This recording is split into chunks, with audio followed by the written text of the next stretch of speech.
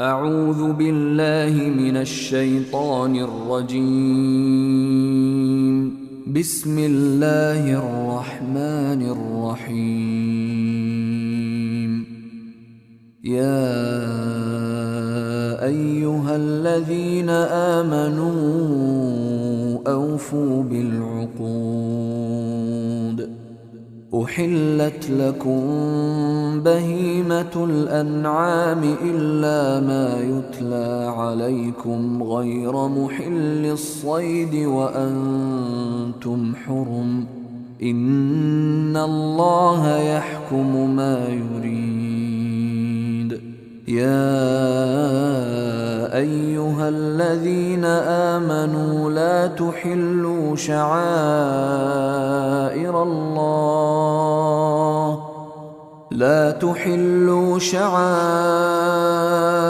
الله ولا الشهر الحرام ولا الهدي ولا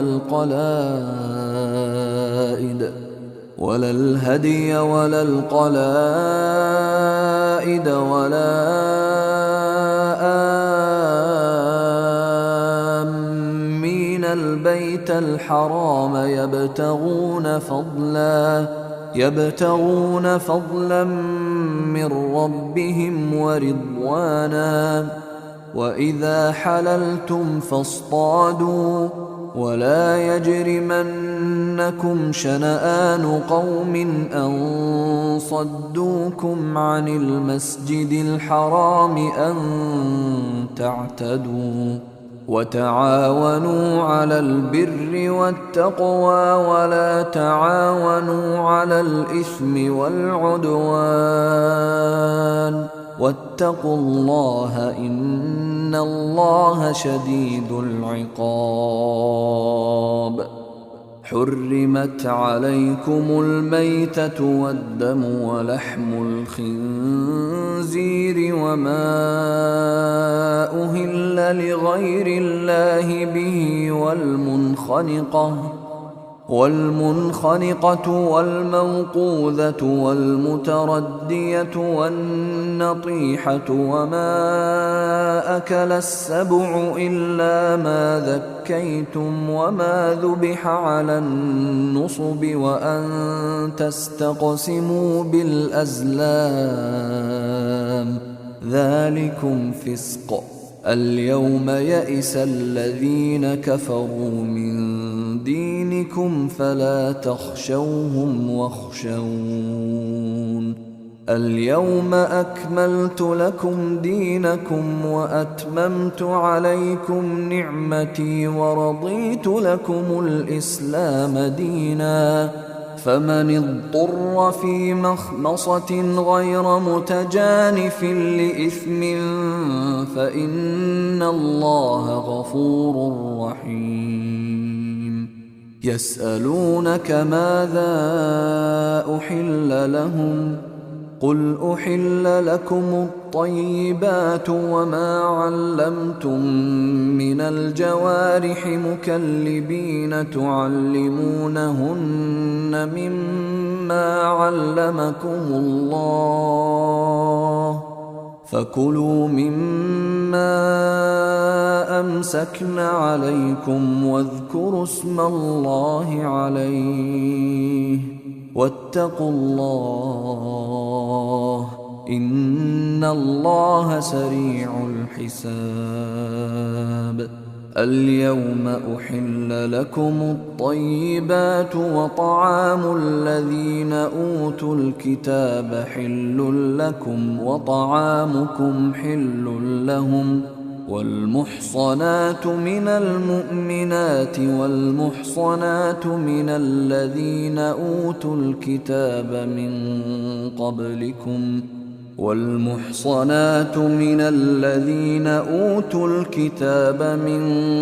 قبلكم إذا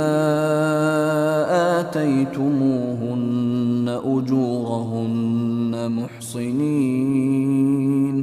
محصنين غير مسافحين ولا متخذي أخدان، ومن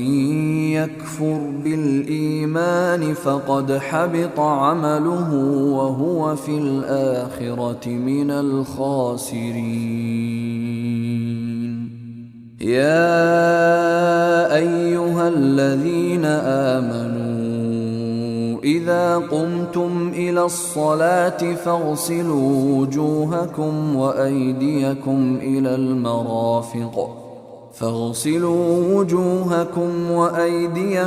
إلى المرافق وامسحوا برؤوسكم وأرجلكم إلى الكعبين، وإن كنتم جنبا فاطهروا، وإن كنتم مرضى أو على سفر أو جاء أحد منكم من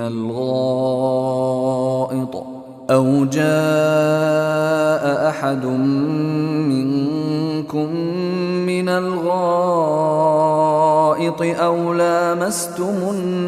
النساء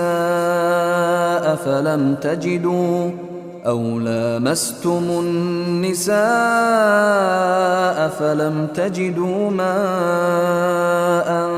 فتيمموا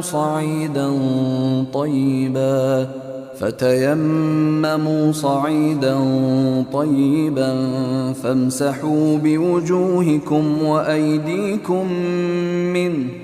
ما يريد الله ليجعل عليكم من حرج ولكن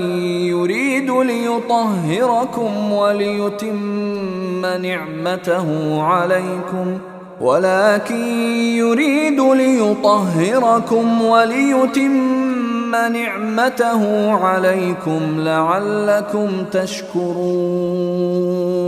واذكروا نعمة الله عليكم وميثاقه الذي واثقكم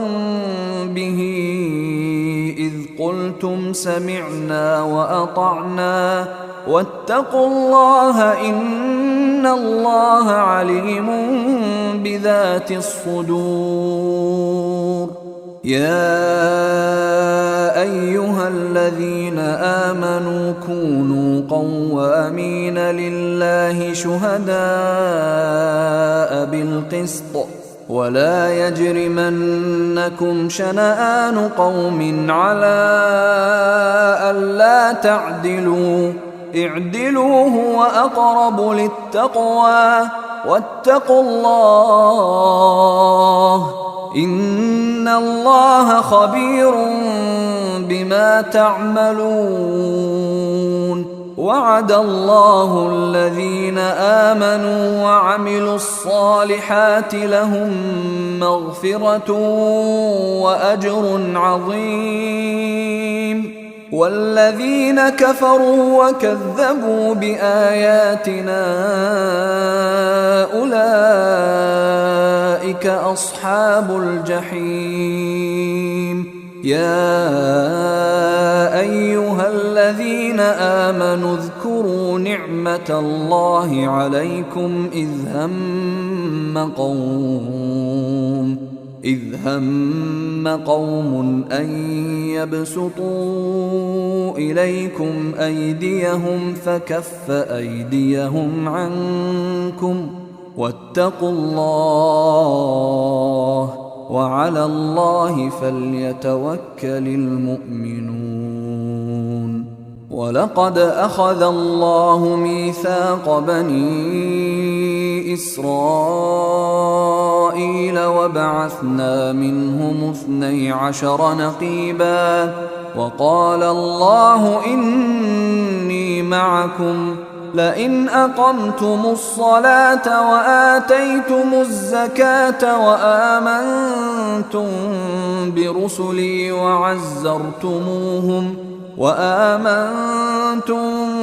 برسلي وعزرتموهم وأقرضتم الله قرضا حسنا لأكفرن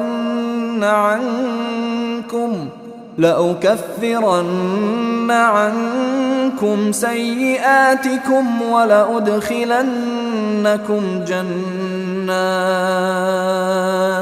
ولأدخلنكم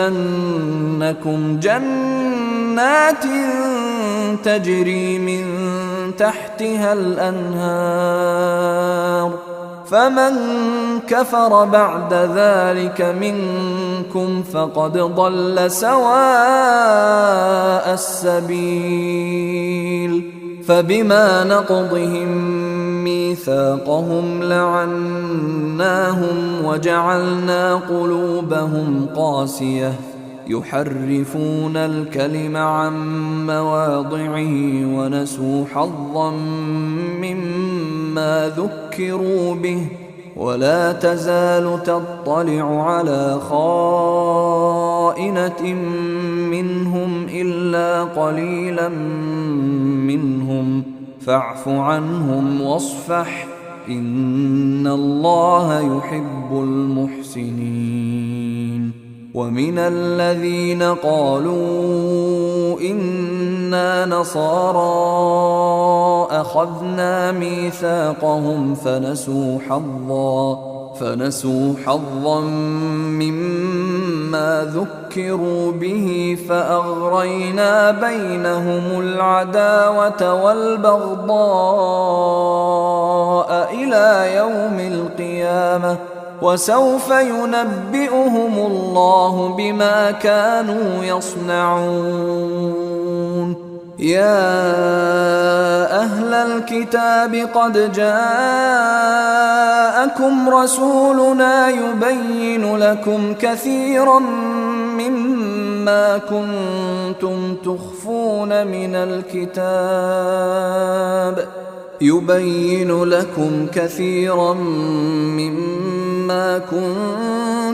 تخفون من الكتاب ويعفو عن كثير قد جاءكم من الله نور وكتاب مبين يهدي به الله من اتبع رضوانه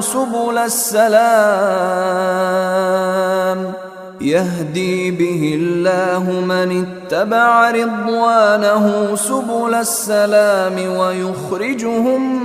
من الظلمات إلى النور بإذنه ويهديهم إلى صراط مستقيم. لقد كفر الذين قالوا إن الله هو المسيح ابن مريم قل فمن يملك من الله شيئا إن أراد أن يهلك المسيح ابن مريم وأمه ومن في الأرض جميعا ولله ملك السماوات والأرض وما بينهما يخلق ما يشاء والله على كل شيء قدير. وقالت اليهود والنصارى نحن أبناء الله وأحباؤه قل فلم يعذبكم بذنوبكم بل أنتم بشر ممن خلق يغفر لمن يشاء ويعذب من يشاء ولله ملك السماوات والأرض وما بينهما وإليه المصير. يا أهل الكتاب قد جاءكم رسولنا يبين لكم على فترة من الرسل أن تقولوا ما جاءنا من بشير ولا نذير فقد جاءكم بشير ونذير والله على كل شيء قدير. وإذ قال موسى لقومه يا قوم اذكروا نعمة الله عليكم إذ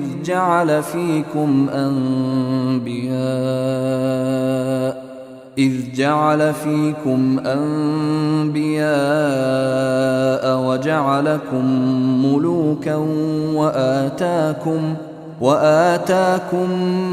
ما لم يؤت أحدا من العالمين يا قوم ادخلوا الأرض المقدسة التي كتب الله لكم ولا ترتدوا على أدباركم فتنقلبوا خاسرين قالوا يا موسى إن فيها قوما جبارين وإنا لن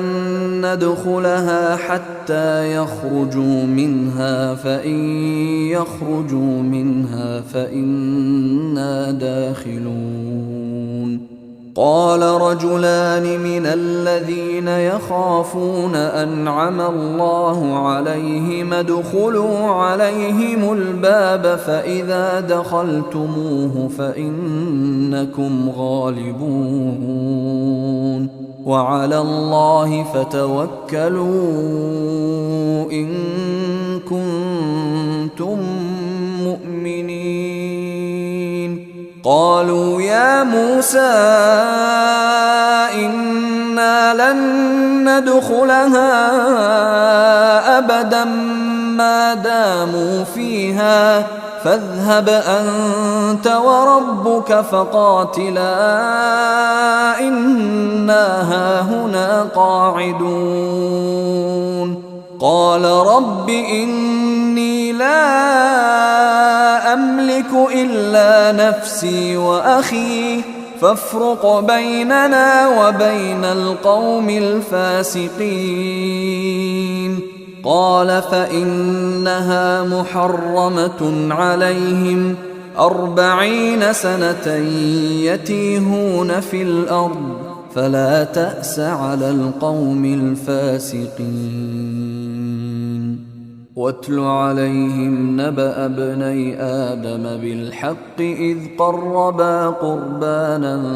فتقبل من أحدهما ولم يتقبل من الآخر قال لأقتلنك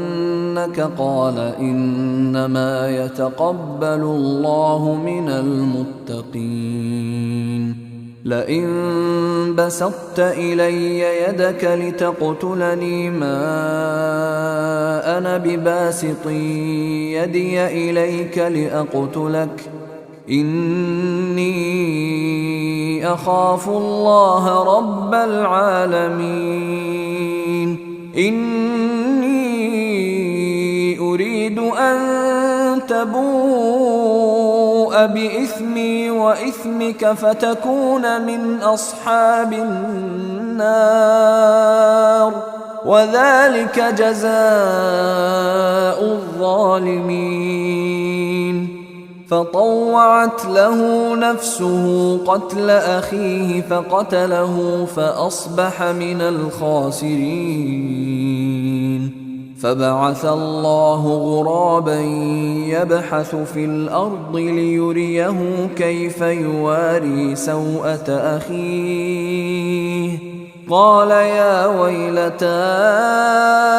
أعجزت أن أكون مثل هذا الغراب فأواري سوءة أخي فأصبح من النادمين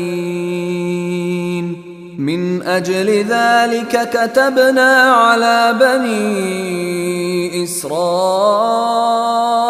أنه من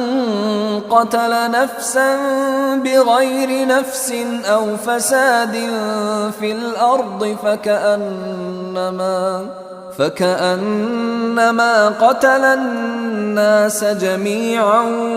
ومن أحياها فكأنما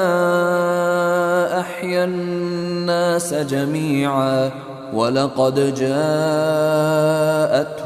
رسلنا بالبينات ثم إن كثيرا منهم بعد ذلك في الأرض لمسرفون إنما جزاء الذين يحاربون الله ورسوله ويسعون في الأرض فسادا أن يقتلوا أو يصلبوا أو تقطع أيديهم وأرجلهم من خلاف أو ينفوا من الأرض ذلك لهم خزي في الدنيا ولهم في الآخرة عذاب عظيم إلا الذين تابوا من قبل أن تقدروا عليهم فاعلموا أن الله غفور رحيم يا أيها الذين آمنوا اتقوا الله وابتغوا إليه الوسيلة وجاهدوا في سبيله لعلكم تفلحون إن الذين كفروا لو أن لهم ما في الأرض جميعا ومثله معه ليفتدوا به من عذاب يوم القيامة ما تقبل منهم ولهم عذاب أليم يريدون أن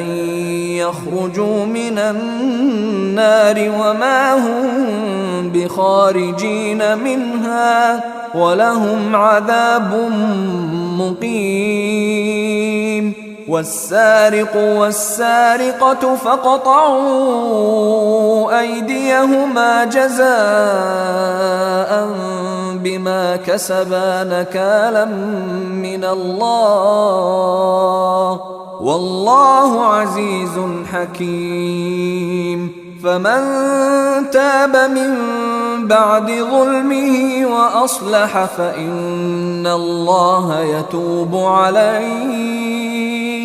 إن الله غفور رحيم ألم تعلم أن الله له ملك السماوات والأرض يعذب من يشاء ويغفر لمن يشاء والله على كل شيء قدير يا أيها الرسول لا يحزنك الذين يسارعون في الكفر من الذين قالوا آمنا بأفواههم ولم تؤمن قلوبهم ومن الذين هادوا سماعون للكذب سماعون لقوم آخرين لم يأتوك يحرفون الكلم من بعد مواضعه يقولون إن أوتيتم هذا فخذوه وإن لم تؤتوه فاحذروا ومن يرد الله فتنته فلن تملك له من الله شيئا أولئك الذين لم يرد الله أن يطهر قلوبهم لهم في الدنيا خزي ولهم في الآخرة عذاب عظيم سماعون للكذب أكالون للسحت فإن جاءوك فاحكم بينهم أو أعرض عنهم وإن تعرض عنهم فلن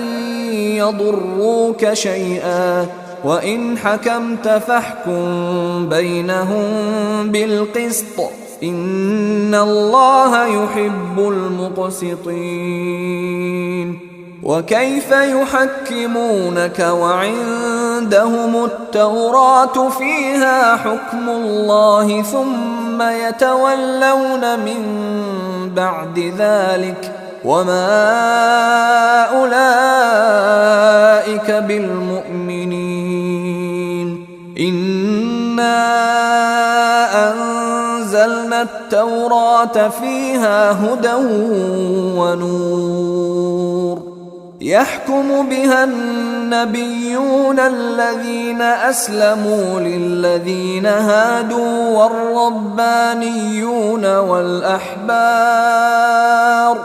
والربانيون والأحبار بما استحفظوا من كتاب الله وكانوا عليه شهداء فلا تخشوا الناس واخشوني ولا تشتروا بآياتي ثمنا قليلا ومن لم يحكم بما أنزل الله فأولئك هم الكافرون. وكتبنا عليهم فيها أن النفس بالنفس والعين بالعين والأنف بالأنف والأذن بالأذن والسن بالسن والجروح قصاص فمن تصدق به فهو كفارة له ومن لم يحكم بما أنزل الله فأولئك هم الظالمون. وقفينا على آثارهم بعيسى ابن مريم مصدقا لما بين يديه من التوراة وآتيناه الإنجيل فيه هدى ونور ومصدقا لما بين يديه من التوراة وهدى وموعظة للمتقين. وليحكم أهل الإنجيل بما أنزل الله فيه ومن لم يحكم بما أنزل الله فأولئك هم الفاسقون. وأنزلنا إليك الكتاب بالحق مصدقا لما بين يديه من الكتاب ومهيمنا عليه فاحكم بينهم بما أنزل الله ولا تتبع أهواءهم عما جاءك من الحق لكل جعلنا منكم شرعة ومنهاجا ولو شاء الله لجعلكم أمة واحدة ولكن ليبلوكم فيما آتاكم فاستبقوا الخيرات إلى الله مرجعكم جميعا فينبئكم بما كنتم فيه تختلفون. وأن احكم بينهم بما أنزل الله ولا تتبع أهواءهم واحذرهم أن يفتنوك عن بعض ما أنزل الله إليك فإن تولوا فاعلم أنما يريد الله أن يصيبهم ببعض ذنوبهم وإن كثيرا من الناس لفاسقون. أفحكم الجاهلية يبغون ومن أحسن من الله حكما لقوم يوقنون. يا أيها الذين آمنوا لا تتخذوا اليهود والنصارى أولياء بعضهم أولياء بعض ومن يتولهم منكم فإنه منهم إن الله لا يهدي القوم الظالمين. فترى الذين في قلوبهم مرض يسارعون فيهم يقولون نخشى أن تصيبنا دائرة فعسى الله أن يأتي بالفتح أو أمر من عنده فيصبحوا على ما أسروا في أنفسهم نادمين. ويقول الذين آمنوا أهؤلاء الذين أقسموا بالله جهد أيمانهم إنهم لمعكم حبطت أعمالهم فأصبحوا خاسرين. يا أيها الذين آمنوا من يرتد منكم عن دينه فسوف يأتي الله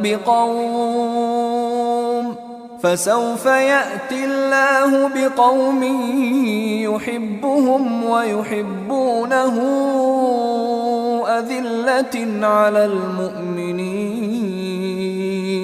أذلة على المؤمنين أعزة على الكافرين يجاهدون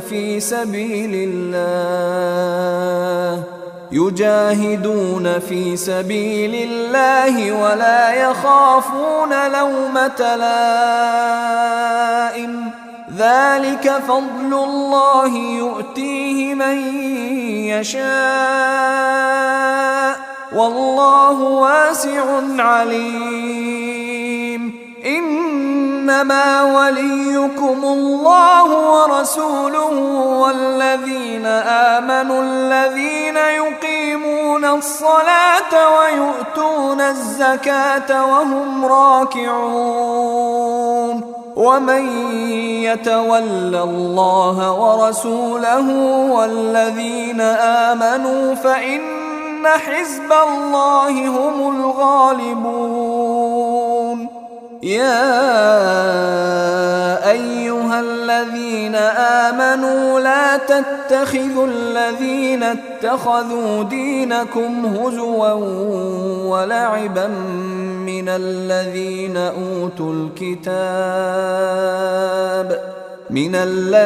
أوتوا الكتاب من قبلكم والكفار أولياء واتقوا الله إن كنتم مؤمنين. وإذا ناديتم إلى الصلاة اتخذوها هزوا ولعبا ذلك بأنهم قوم لا يعقلون. قل يا أهل الكتاب هل تنقمون منا إلا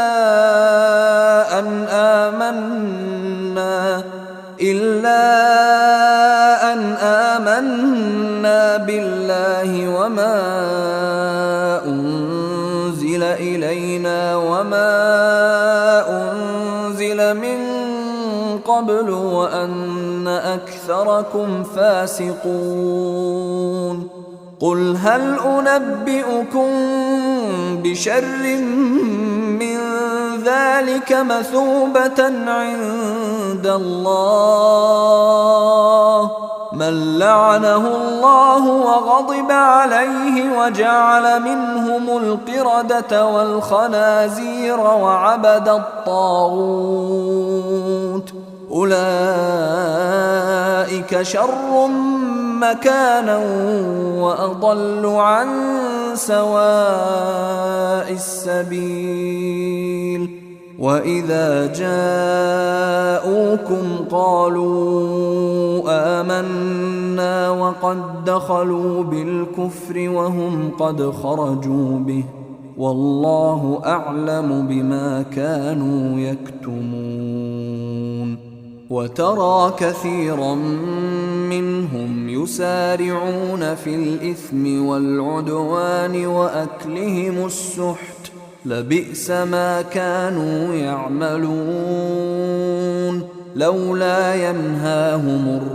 الربانيون والأحبار عن قولهم الإثم وأكلهم السحت لبئس ما كانوا يصنعون وقالت اليهود يد الله مغلولة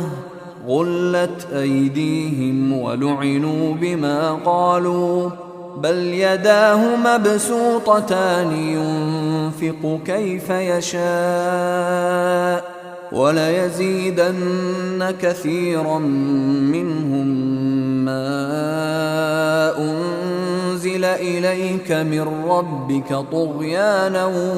وكفرا وألقينا بينهم العداوة والبغضاء إلى يوم القيامة كلما أوقدوا نارا للحرب أطفأها الله ويسعون في الأرض فسادا والله لا يحب المفسدين ولو أن أهل الكتاب آمنوا واتقوا لكفرنا عنهم سيئاتهم ولأدخلناهم جنات النعيم ولو أنهم أقاموا التوراة والإنجيل وما أنزل إليهم من ربهم لأكلوا من فوقهم ومن تحت أرجلهم منهم أمة مقتصدة وكثير منهم ساء ما يعملون يا أيها الرسول بلغ ما أنزل إليك من ربك وإن لم تفعل فما بلغت رسالته والله يعصمك من الناس إن الله لا يهدي القوم الكافرين قل يا أهل الكتاب لستم على شيء حتى تقيموا التوراة والإنجيل وما أنزل إليكم من ربكم وليزيدن كثيرا منهم ما أنزل إليك من ربك طغيانا وكفرا فلا تأس على القوم الكافرين إن الذين آمنوا والذين هادوا والصابئون والنصارى من آمن بالله واليوم الآخر وعمل صالحا فلا خوف عليهم ولا هم يحزنون لقد أخذنا ميثاق بني إسرائيل وأرسلنا إليهم رسلا كلما جاءهم رسول بما لا تهوى أنفسهم فريقا كذبوا وفريقا يقتلون وحسبوا ألا تكون فتنة فعموا وصموا ثم تاب الله عليهم ثم عموا وصموا كثير منهم والله بصير بما يعملون لقد كفر الذين قالوا إن الله هو المسيح ابن مريم وقال المسيح يا بني إسرائيل اعبدوا الله ربي وربكم إنه من يشرك بالله فقد حرم الله عليه الجنة ومأواه النار وما للظالمين من أنصار لقد كفر الذين قالوا إن الله ثالث ثلاثة وما من إله إلا إله واحد وإن لم ينتهوا عما يقولون ليمسن الذين كفروا منهم عذاب أليم أفلا يتوبون إلى الله ويستغفرونه والله غفور رحيم ما المسيح ابن مريم إلا رسول قد خلت من قبله الرسل وأمه صديقة كانا يأكلان الطعام انظر كيف نبين لهم الآيات ثم انظر أنى يؤفكون قل أتعبدون من دون الله ما لا يملك لكم ضرا ولا نفعا والله هو السميع العليم قل يا أهل الكتاب لا تغلوا في دينكم غير الحق ولا تتبعوا أهواء قوم قد ضلوا من قبل وأضلوا كثيرا وضلوا عن سواء السبيل لعن الذين كفروا من بني إسرائيل على لسان داود وعيسى بن مريم ذلك بما عصوا وكانوا يعتدون كانوا لا يتناهون عن منكر فعلوه لبئس ما كانوا يفعلون ترى كثيرا منهم يتولون الذين كفروا لبئس ما قدمت لهم أنفسهم أن سخط الله عليهم وفي العذاب هم خالدون ولو كانوا يؤمنون بالله والنبي وما أنزل إليه ما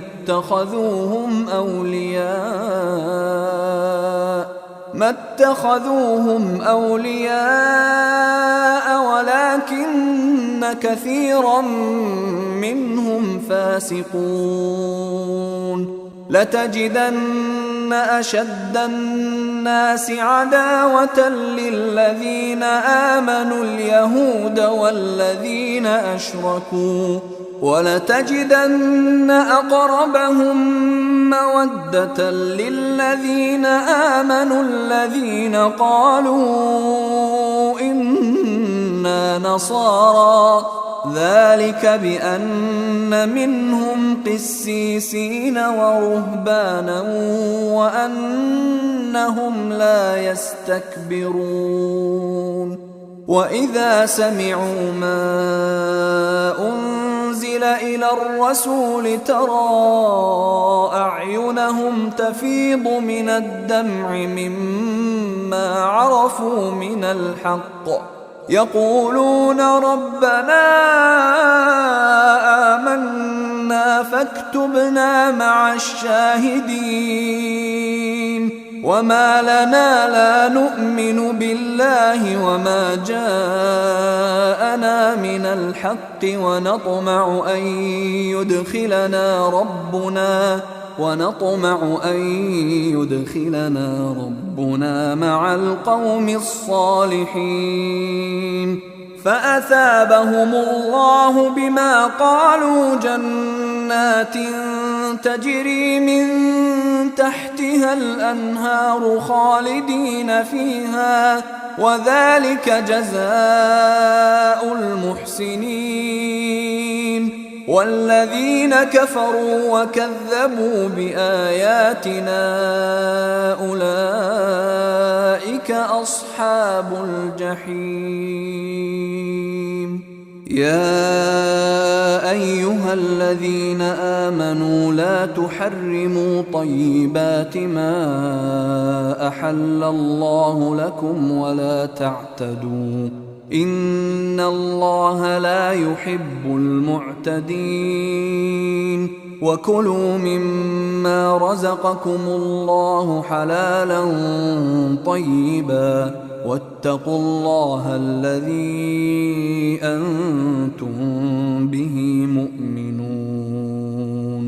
لا يؤاخذكم الله باللغو في أيمانكم ولكن يؤاخذكم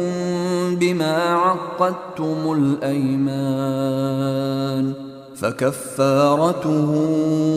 إطعام 10 مساكين من أوسط ما تطعمون أهليكم أو كسوتهم أو تحرير رقبة فمن لم يجد فصيام 3 أيام ذلك كفارة أيمانكم إذا حلفتم واحفظوا أيمانكم كذلك يبين الله لكم آياته لعلكم تشكرون يا أيها الذين آمنوا إنما الخمر والميسر والأنصاب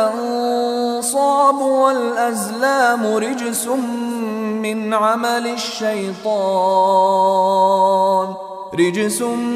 من عمل الشيطان فاجتنبوه لعلكم تفلحون إنما يريد الشيطان أن يوقع بينكم العداوة والبغضاء في الخمر والميسر ويصدكم عن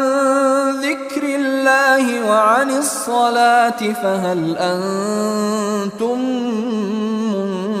منتهون وأطيعوا الله وأطيعوا الرسول واحذروا فإن توليتم فاعلموا أنما على رسولنا البلاغ المبين ليس على الذين آمنوا وعملوا الصالحات جناح فيما طعموا إذا ما اتقوا وآمنوا وعملوا الصالحات ثم اتقوا وأحسنوا والله يحب المحسنين يا أيها الذين آمنوا ليبلونكم الله بشيء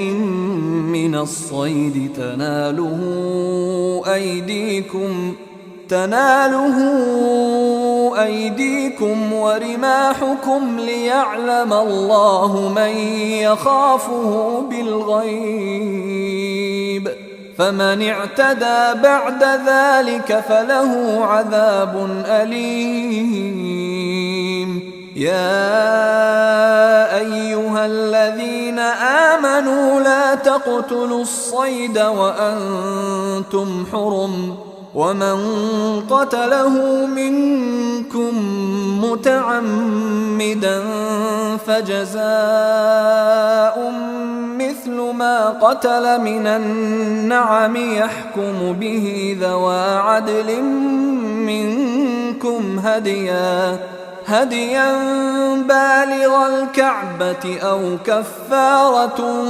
طعام مساكين أو عدل ذلك صياما ليذوق وبال أمره،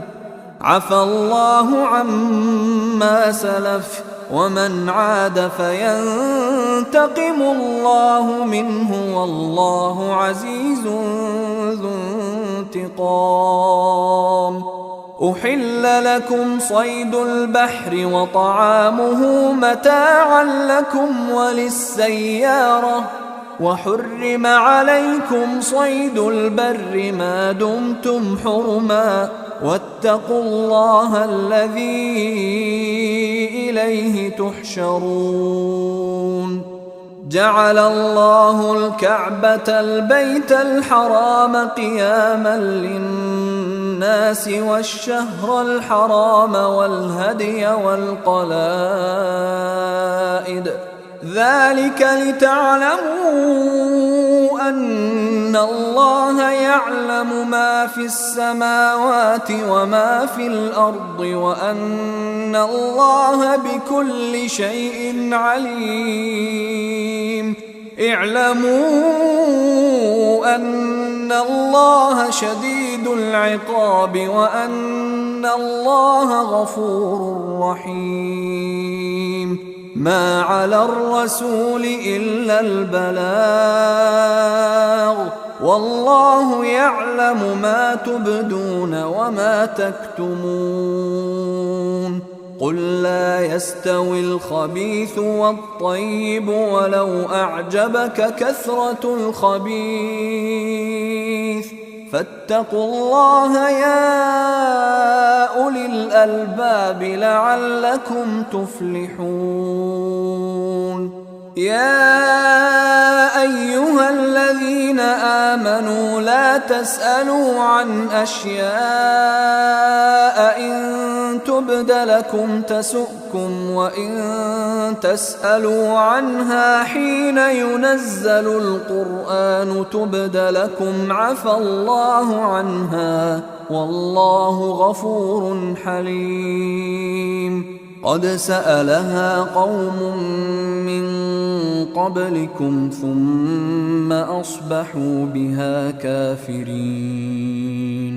ما جعل الله من بحيرة ولا سائبة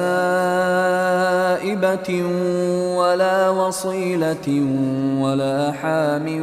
ولكن الذين كفروا يفترون على الله الكذب وأكثرهم لا يعقلون.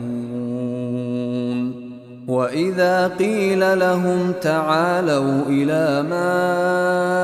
أنزل الله وإلى الرسول قالوا حسبنا ما وجدنا عليه آباءنا،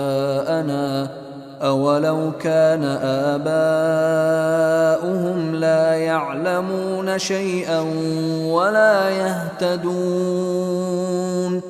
يا أيها الذين آمنوا عليكم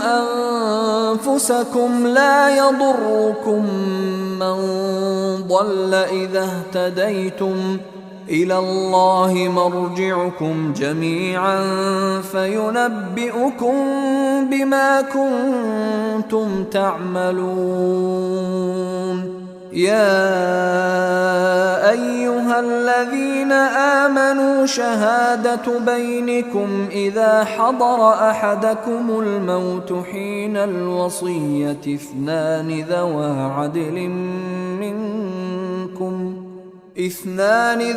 عدل منكم أو آخران من غيركم إن أنتم ضربتم في الأرض فأصابتكم مصيبة الموت تحبسونهما من بعد الصلاة فيقسمان بالله إن ارتبتم لا نشتري به ثمنا ولو كان ذا قربى ولا نكتم شهادة الله إنا إذا لمن الآثمين. فإن عثر على أنهما استحقا إثما فآخران يقومان مقامهما من الذين استحق عليهم الأوليان فيقسمان بالله لشهادتنا أحق من شهادتهما وما اعتدينا إنا إذا لمن الظالمين. ذلك أدنى أن يأتوا بالشهادة على وجهها أو يخافوا أن ترد أيمان بعد أيمانهم واتقوا الله واسمعوا والله لا يهدي القوم الفاسقين. يوم يجمع الله الرسل فيقول ماذا أجبتم قالوا لا علم لنا إنك أنت علام الغيوب. إذ قال الله يا عيسى ابن مريم اذكر نعمتي عليك وعلى والدتك إذ أيدتك بروح القدس تكلم الناس في المهد وكهلا وإذ علمتك الكتاب والحكمة والتوراة والإنجيل وإذ تخلق من الطين كهيئة الطير بإذني فتنفخ فيها فتكون طيرا بإذني وتبرئ الأكمه والأبرص بإذني وإذ تخرج الموتى بإذني وإذ كففت بني إسرائيل عنك إذ جئتهم بالبينات فقال الذين كفروا منهم إن هذا إلا سحر مبين. وإذ أوحيت إلى الحواريين أن آمنوا بي وبرسولي قالوا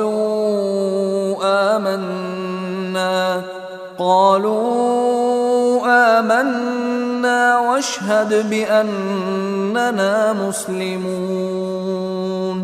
إذ قال الحواريون يا عيسى ابن مريم هل يستطيع ربك أن ينزل علينا مائدة من السماء قال اتقوا الله إن كنتم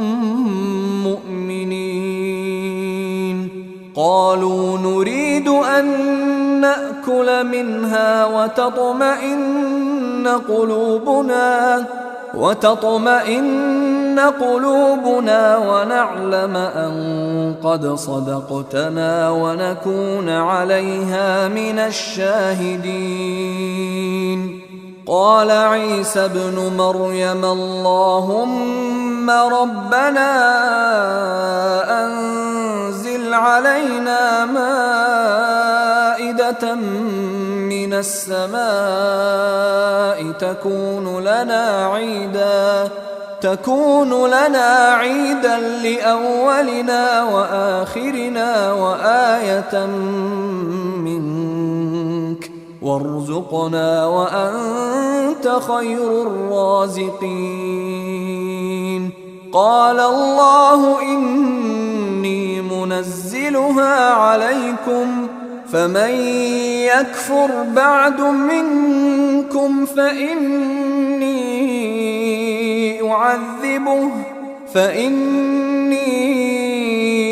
أعذبه عذابا لا